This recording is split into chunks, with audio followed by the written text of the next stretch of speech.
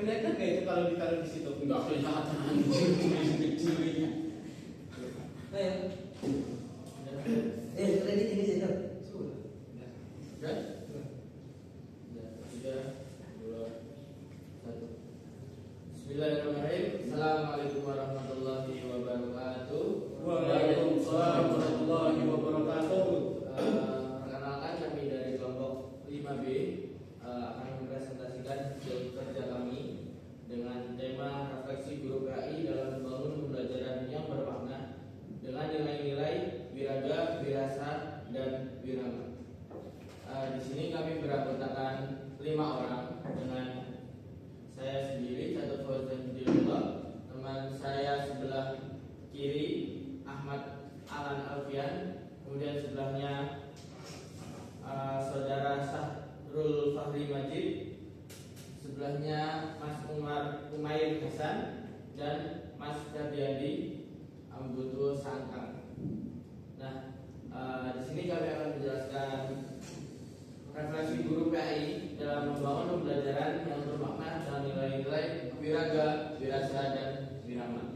Baik, pada teman saya bisa dibacakan latar belakangnya. Oke, baik, pada kesempatan hari ini kita akan membahas dengan tema yaitu latar belakang. Nah, di sini kita tahu latar belakang yaitu apa sih permasalahan yang dihadapi dari judul yang kita ambil ini. Nah, di sini saya ingin menjelaskan bahwa peran guru PAI itu sangat penting di era sekarang, di mana keterbatasan atau ketersediaan literasi siswa-siswi atau sekolah-sekolah kita ini sekarang sangat-sangat minim, yang dimana guru PAI ini berperan aktif dalam mengembangkan minat literasi tersebut.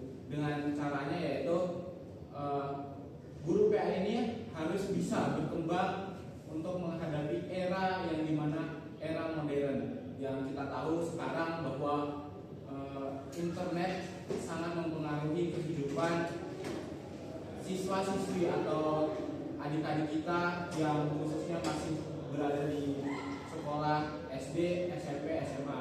Nah, jadi latar belakang ini membahas tentang cara guru PAI berperan dalam menghadapi literasi digital tersebut. Nah, baik, selanjutnya akan dibahas oleh teman saya. Baik, izin melanjutkan penjelasan berikutnya. Tadi sudah dijelaskan latar belakangnya, kemudian saya di sini akan menjelaskan tentang pengertian pembelajaran bermakna. Yang mana pembelajaran bermakna ini sebagai proses di mana peserta didik menghubungkan informasi baru dengan pengetahuan atau konsep yang sudah dimiliki peserta tersebut. Kemudian tidak sekedar dengan menghafal atau mengintegrasikan informasi baru dalam rangka berpikir yang sudah ada. Kemudian ada beberapa ciri-ciri pembelajaran bermakna. Yang pertama yaitu mengkaitkan dengan kehidupan sehari-hari siswa, yang mana materi pembelajaran yang dikaitkan dengan pengalaman yang nyata membuat pembelajaran lebih relevan. Contohnya menggunakan studi kasus di dalam kehidupan yang nyata atau menghubungkan konsep dengan situasi yang familiar. Kemudian yang kedua yaitu meningkatkan rasa ingin tahu siswa, yang mana pembelajaran bermakna ini mengkaitkan rasa yang ingin lebih tahu dan banyak motivasi untuk belajar. Kemudian yang ketiga yaitu berpusat pada peserta didik. Pembelajaran berpusat pada kebutuhan dan gaya belajar siswa. Guru perlu mengetahui atau mempertimbangkan perbedaan gaya belajar seperti visual, auditory atau kinestetik, yang mana pembelajaran dan memberikan aktivitas yang bervariasi untuk memenuhi kebutuhan belajar siswa.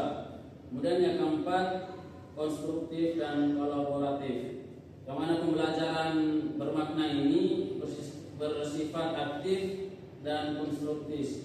Secara aktif membangun pembelajaran atau pemahaman mereka melalui eksplorasi, eksperimen, dan diskusi. Kemudian yang kelima yaitu pembelajaran autentik, yang mana pembelajaran autentik ini melibatkan tugas dan proyek yang nyata dan relevan dengan kehidupan siswa. Siswa menerapkan pengetahuan mereka untuk memecahkan suatu masalah atau menciptakan sesuatu yang bermakna. Contoh, melakukan penelitian tentang isu lokal atau mengembangkan rencana bisnis. Kemudian yang terakhir yaitu intensional atau berisi kurang tepat terjemahnya, yang mana ini merujuk pada pembelajaran yang terarah dan dimiliki tujuan yang jelas, yang mana tujuan pembelajaran harus didefinisikan dengan jelas dan aktivitas pembelajaran harus dirancang untuk membantu siswa dengan tujuan tersebut. Mungkin penjelasan dari saya cukup sampai sini, kemudian dilanjutkan oleh teman saya.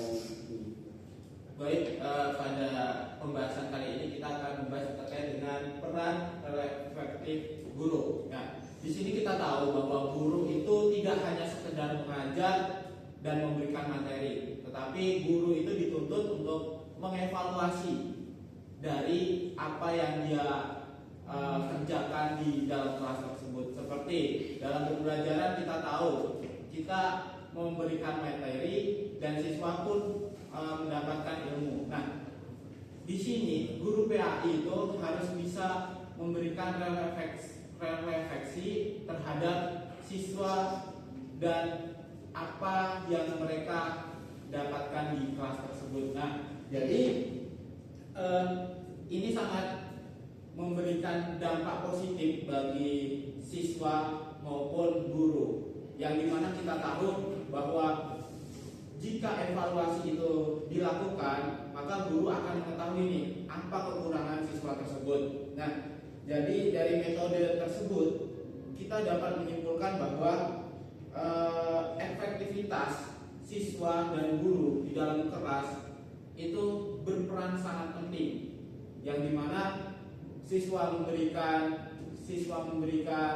pendapat atau solusi, guru memberikan materi. Nah, untuk selanjutnya nanti akan dibahas terkait dengan wirama dan wiraga, wirasa dan wirama. Nah, nanti akan dibahas teman kami dengan subjudul yang berbeda.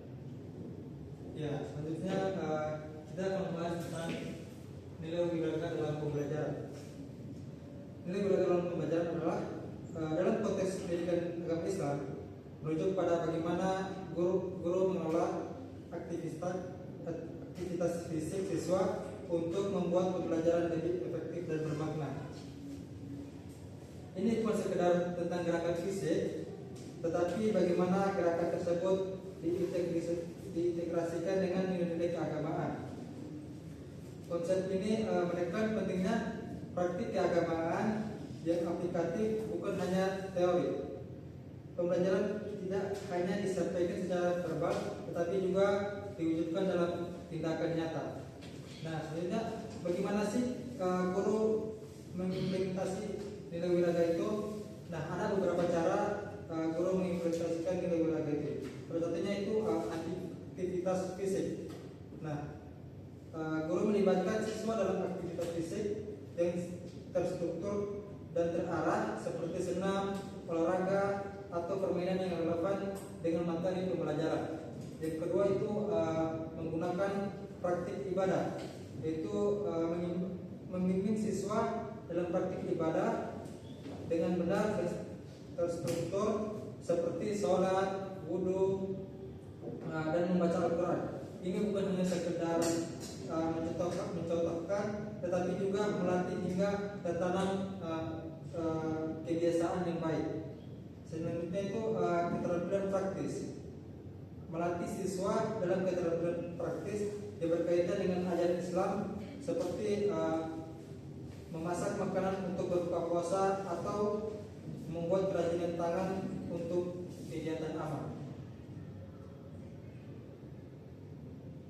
Selanjutnya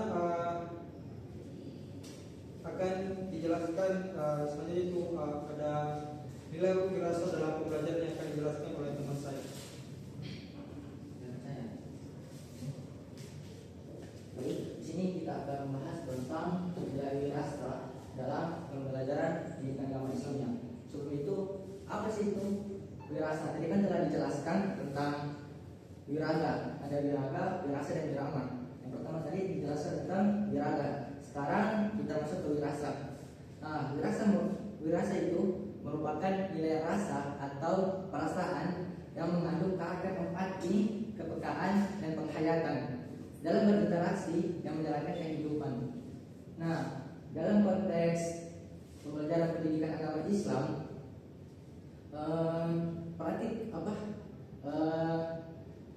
nilai wirasa tidak hanya berpatokan pada materi secara kognitif dan psikomotorik, tetapi ada nilai-nilai keagamaannya dan penghayatannya serta kepekaannya. Nah, di sini ada beberapa contoh nilai wirasa. Yang pertama, penghayatan dan penjiwaan nilai-nilai Islam. Nah, dalam pembelajaran pendidikan agama Islam, PAI tidak hanya mengajarkan tentang teori dan hukum-hukum pembelajarannya, tapi bagaimana guru menanamkan di situ pada peserta didik tentang penghayatan, tentang nilai-nilai dari pembelajaran itu agar dapat tertanam dalam diri peserta didik dan dapat diimplementasikan, seperti keikhlasan, rasa syukur, dan kasih sayang. Kedua, ada empati dan kepedulian sosial. Nah, di sini nilai wirasa menunjukkan empati, yaitu kemampuan merasakan apa yang dirasakan orang lain. Dalam pendidikan agama Islam, hal ini tercermin ajaran yang peduli sesama, membantu dan menolong, seperti gotong royong, seperti itu, menjaga silaturahmi juga. Yang ketiga, membentukkan akhlak dan budi pekerti. Nah, salah satu tujuan utama pendidikan agama Islam adalah membentuk akhlak mulia. Nilai-nilai wirasa membantu siswa menginternalisasikan sikap-sikap positif seperti sabar, kejujuran, dan rasa kasih sayang, rendah hati, dan tanggung jawab. Nah, itu tadi tentang contoh nilai-nilai wirasa yang mana harus ditanamkan dalam peserta didik itu. Jadi peserta didik bukan hanya belajar tentang teori-teori atau hukum-hukum, bukan hanya tentang kognitif ataupun psikomotorik, tapi ada nilai-nilai lagi yang lebih penting yang harus dipelajari oleh peserta didik, yang mana guru yang harus berperan penting dalam hal itu. Mungkin sekian dari saya. Oke, selanjutnya itu nilai wirama dalam pembelajaran. Oke, wirama, wirasa, dan wiraga itu adalah sebenarnya kita lebih sering mengenal nilai-nilai tersebut itu dalam kegiatan kesenian maupun mata pelajaran atau mata kuliah kesenian. Tapi tidak hanya mata kuliah atau mata pelajaran kesenian saja yang bisa menggunakan nilai-nilai tersebut. Dalam pembelajaran pendidikan agama Islam juga bisa menggunakan nilai tersebut. Nah, dalam nilai wirama tersendiri itu wirama bermakna atau berarti irama maupun ritme yang digunakan dalam pembelajaran, dalam pendidikan, sehingga irama atau ritme dalam pendidikan itu tetap terjaga dan tidak goyah gitu. Jadi kita tetap sesuai dengan ritme tersebut. Oke. Dalam konteks pembelajaran pendidikan agama Islam, nilai wirama diterapkan dalam pembelajaran PAI melalui kegiatan-kegiatan yang menumbuhkan keharmonisan dan interaksi sosial di lingkungan. Misalnya dengan suasana pembelajaran yang harmonis dan kondusif. Melakukan refleksi menggunakan nilai wirama dapat membantu guru meningkatkan kualitas pembelajaran dan mendorong guru untuk terus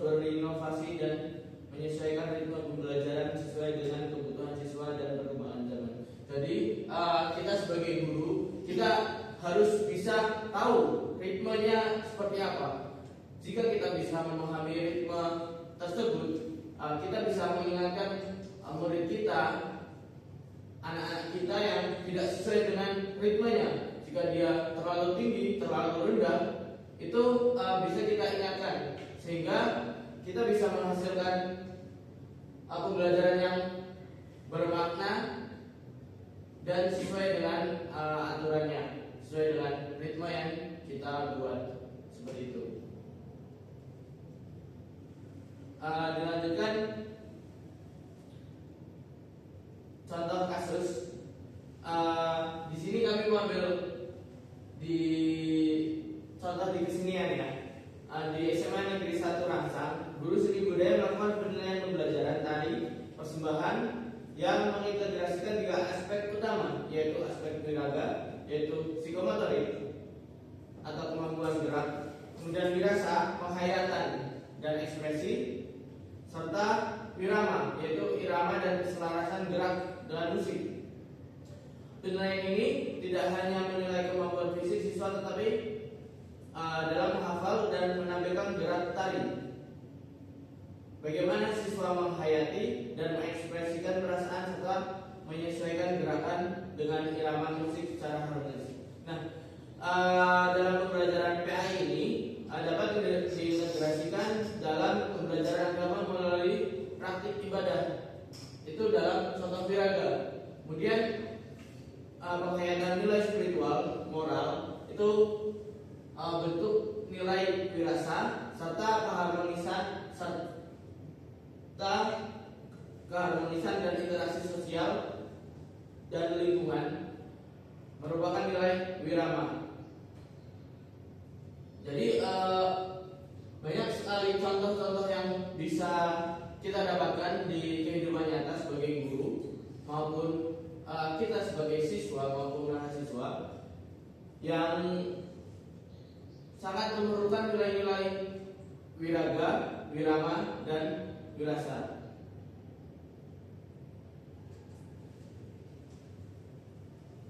Selanjutnya,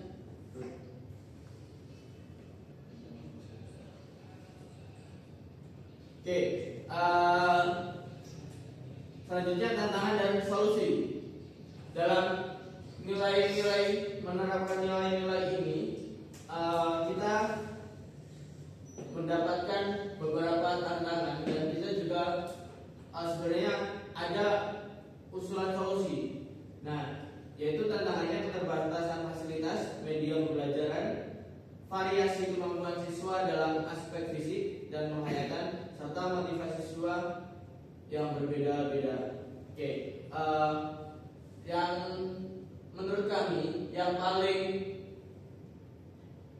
susah untuk dikondisikan, yang paling menantang bagi kami adalah dalam aspek kemampuan siswa dan motivasi siswa, karena setiap siswa itu memiliki kemampuan dan motivasi yang berbeda-beda, baik dalam psikomotorik maupun yang lainnya, sehingga tantangan ini sangat menonjol bagi kita selaku guru maupun calon guru, sehingga kita harus melakukan hal-hal yang lebih baik untuk menghadapi tantangan tersebut.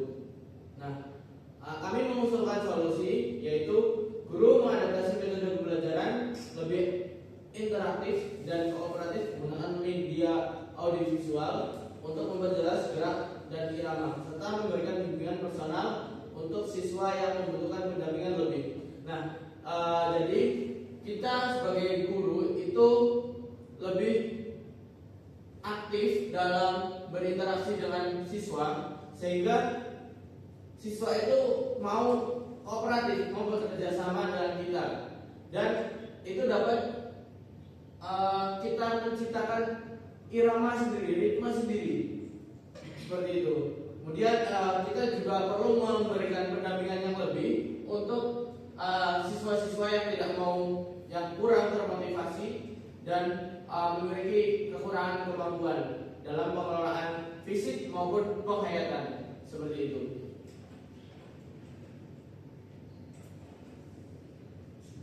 Oke, mau dilanjutkan?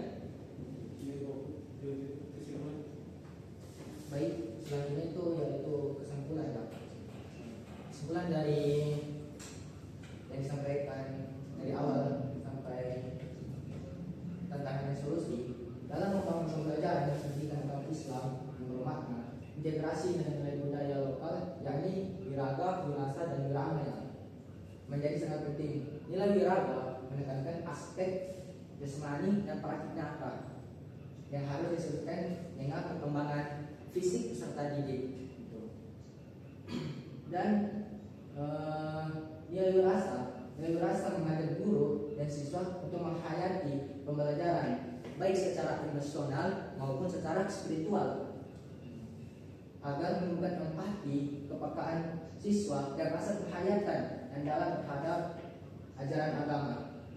Selanjutnya itu nilai wirama, yang mana nilai wirama melengkapi dengan menanamkan harmoni dan keseimbangan dalam interaksi sosial dan proses pembelajaran sehingga membentuk karakter yang selaras dengan lingkungan budaya di sekitarnya. Mungkin seperti itu. Oke, demikian tadi sudah dijelaskan dari awal dari penanggulangan atau latar belakang tentang peran refleksi guru dan PAI dalam membangun pembelajaran yang bermakna menggunakan nilai-nilai wiraga, wirasa, dan wirama. Nah, begitu penjelasan dari kami kelompok 5B.